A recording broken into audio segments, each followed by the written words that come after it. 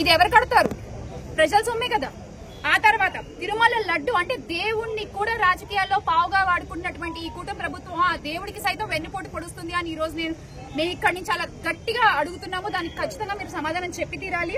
ఆ దేవుడు రాజకీయాలు వద్దు. సుప్రీంకోర్టు కూడా చెప్పారు మీరు ఇలాంటివి చేయడం అలవి కాదు అని.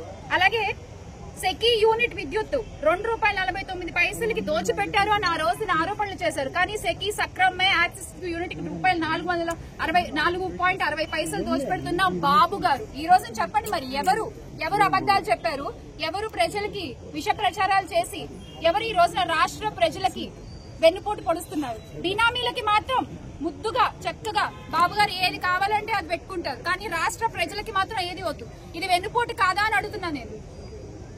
ఈ రోజు ఖచ్చితంగా మనం ఇవన్నీ కూడా అడగాల్సిన పరిస్థితి. అందుకే జూన్ 4వ తారీఖున సంవత్సర కాలం పూర్తయింది కాబట్టి కూటమి ప్రభుత్వం అధికారంలోకి వచ్చి అంటే ఎంత ఎక్స్పీరియన్స్డ్ సీఎం అని ఆయన అన్నారు కదా, నిజంగానే ఒప్పుకోవాలి ఆయన్ని. ఎందుకు అంటే జగన్మోహన్ రెడ్డి గారు ఒక్కసారి ముఖ్యమంత్రిగా ఉన్నప్పుడు 5 ఏళ్ల కాలంలో చేసినటువంటి ఆయన అప్పుల్లో చంద్రబాబు నాయుడు గారు 40% అప్పుడే మొదటి ఏడాదిలోనే చేస్తారు. ఎక్స్పీరియన్స్ 4 సార్లు ముఖ్యమంత్రిగా ఉన్నారు కదా ఆయన. 40 సంవత్సరాల ఇండస్ట్రీ కదా. ఖచ్చితంగా ప్రజలు కోరుకున్న పాలన వైఎస్ జగన్మోహన్ రెడ్డి గారి పాలన. ప్రజలు మళ్లీ అధికారంలో చూడాలనుకున్నటువంటి పార్టీ వైఎస్ఆర్ కాంగ్రెస్ పార్టీ. ఈ రోజున టీడీపీ కార్యకర్తలు కూడా వైఎస్ఆర్ కాంగ్రెస్ పార్టీ వైపు చూస్తున్నారు అంటే దానికి కారణం మీ పాలన మాత్రమే. ఖచ్చితంగా ప్రతి ఒక్కరు ఇది గుర్తుపెట్టుకోవాలి. తిరిగి మళ్లీ అధికారంలోకి మా జగన్మోహన్ రెడ్డి గారు వస్తారు, ఆయన ముఖ్యమంత్రిగా చేసుకుంటాము. అప్పటి వరకు కూడా మీ పాలనపై నిరంతరం గొంతెత్తి ప్రశ్నిస్తూనే ఉంటాం. జోహార్ వైఎస్ఆర్, జై జై. అందరికీ నమస్కారం. వైఎస్ఆర్ కాంగ్రెస్ పార్టీ అధినేత శ్రీ వైఎస్ జగన్మోహన్ రెడ్డి గారి పిలుపు మేరకు ఈ రోజున అన్నమయ్య జిల్లా మదనపల్లిలో ఎంపీ ముందుగా పెద్దిరెడ్డి మిథున్ రెడ్డి అన్న పిలుపు మేరకు, అలాగే ఇక్కడ సమన్వయకర్తగా ఉన్నటువంటి విశారన్న పిలుపు మేరకు ఇవాళ వెన్నుపోటు దినంలో పాల్గొనడం జరిగింది. అంటే 1994 ఎన్నికల తర్వాత శ్రీ నారా చంద్రబాబు నాయుడు గారు ఆయన సొంత మామగారు అయినటువంటి నందమూరి తారక రామారావు గారికి వెన్నుపోటు పొడిచారట అని అప్పట్లో మేము విన్నాం. అంటే మా వయసు ఉన్న వాళ్ళం అప్పుడు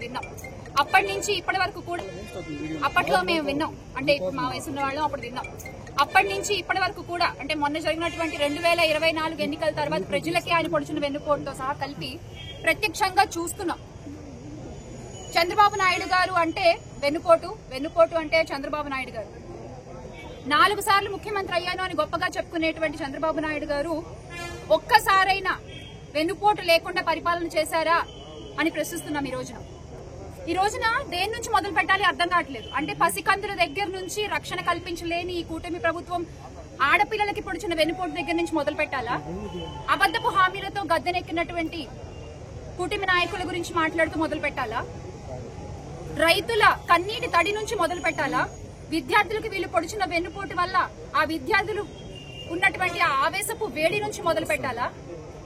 ఎండియు వాహనాలు రద్దు చేసి కొన్ని లక్షల కుటుంబాలని రోడ్డు మీదకి లాగేసినారు ఈ రోజున. మరి అక్కడి నుంచి మొదలు పెట్టాలా? లేకపోతే డిఎస్సీ అభ్యర్థుల్ని అతి దారుణంగా వెన్నుపోటు పొడిచారు, అక్కడి నుంచి మొదలు పెట్టాలా? ఇలా చెప్పుకుంటూ పోతే దేని నుంచి మొదలు పెట్టాలో తెలియనటువంటి పరిస్థితి. సంవత్సర కాలం పూర్తయింది కూటమి ప్రభుత్వం అధికారంలోకి వచ్చి. కూటమి ప్రభుత్వం ఇచ్చే హామీలకి నేను బాధ్యుణ్ణి అని గొంతెత్తి అరిచినటువంటి పీపీపీ గారు, పిఠాపురం పీఠాధిపతి పవన్ కళ్యాణ్ గారు ఈ రోజున ఆయన కూడా మాట్లాడట్లేదు. మరి ఆయన దగ్గర నుంచి మొదలు పెట్టాలా? ఏంటిది అంటే మీరు నోటికొచ్చిన హామీలు ఇచ్చేస్తాము, అలవి కాని హామీలు చెప్పుకుంటూ వచ్చేస్తాము, ప్రజలు మమ్మల్ని నమ్మేస్తారులే, మేము గద్దెనెక్కేసాంలే, ఇంకేంటి వాళ్ళని పట్టించుకోవాల్సిన అవసరం లేదులే అని అనుకుంటే మాత్రం ప్రజల పక్షాన నిలబడి ప్రశ్నించేటువంటి పార్టీ వైఎస్ఆర్ కాంగ్రెస్ పార్టీ ఒకటి ఉంది అని మీరు ఖచ్చితంగా గుర్తుపెట్టుకోవాల్సిన విషయం. మీరు మర్చిపోతే మీకు గుర్తు చేయడానికి మా పార్టీ కార్యకర్తలు పల్లె పల్లెలో, మండలం మండలంలో, గ్రామ గ్రామంలో, వాడ వాడలో ప్రతి చోట ఉంటారు. ఈ రోజున వైఎస్ఆర్ కాంగ్రెస్ పార్టీ కార్యకర్తకి ఎదురు నించుని మాట్లాడలేనటువంటి పరిస్థితుల్లో కూటమి ప్రభుత్వం ఉంది. ఈ రోజున 10వ తరగతి విద్యార్థులకు కూడా అంత దారుణంగా మోసం జరిగింది. వాళ్ళని బడికెళ్లే పిల్లల్ని కూడా వెన్నుపోటు పొడిచింది ఈ కూటమి ప్రభుత్వం. ఈ రోజు అసలు అవినీతి గురించి చెప్పుకున్నట్లయితే కోట్ల విలువ చేసే భూమిని 99 పైసలు కట్టబెట్టేస్తున్నారు. ఇలా చెప్పుకుంటూ పోతే చాలా ఉన్నాయి. మీకు నేను విత్ ప్రూఫ్స్ మాట్లాడుతున్నాను. ఇగో చూడండి, ఆ పాప బాల్య పత్రికల్లోనే ప్రచురించారు, ఈనాడులోనే ప్రచురించారు. ఈ పాప 10లో ఫెయిల్ అయ్యి సబ్జెక్టు పునఃమూల్యాంకనంలో 96 మార్కులు తెచ్చుకుంది. కానీ ఈ పాపకి అప్పటికే ఐఐటీలో అప్లై చేసుకునేటువంటి టైం అయిపోవడం వల్ల ఇప్పుడు ఆ పాపకి అడ్మిషన్ లేదు. మార్క్సే కనుక కరెక్ట్ గా దిద్దుంటే గనక ఆ పాప భవిష్యత్తు ఈరోజు ప్రశాంతంగా ఉండేదా? ఆ పాపకి నచ్చిన కోర్సు నచ్చిన టైం కి జాయిన్ అయ్యేది మీరు కరెక్ట్ గా పేపర్లు దిద్దుంటే.